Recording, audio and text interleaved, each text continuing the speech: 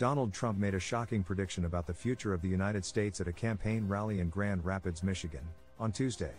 The ex-president claimed the country will cease to exist if he's not elected president in November, RadarOnline.com has learned.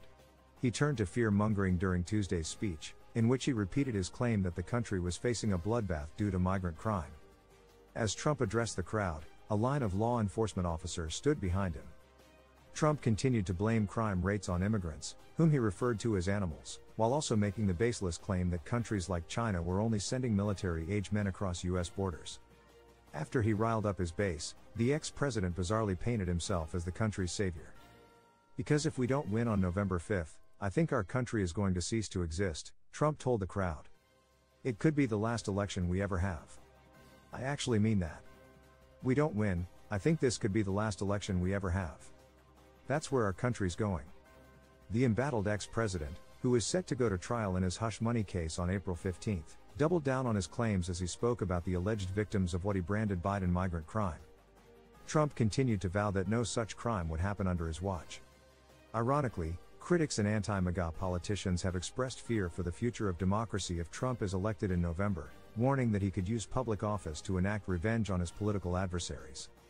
On X, users expressed outrage at Trump's wild statements in Grand Rapids. "If he gets back in, it will be the end of democracy," wrote one user. Another replied, "Fear-mongering is an excellent campaign strategy," and a third chimed in, "It's always projection with this dude.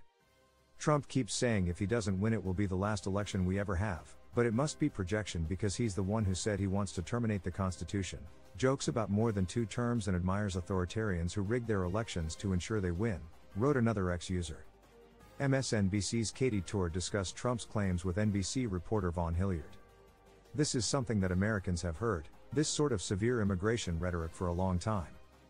But frankly, the data does not bear out the fact that undocumented immigrants kill Americans at any greater rate than legal Americans, if you will," Hilliard said on Trump's playbook. But that is the difficult part here, and especially when you're dealing with devastating, tragic stories like Laken Riley's in Georgia, and Donald Trump has made it clear that he is going to try to politically use those tragedies for the political gain.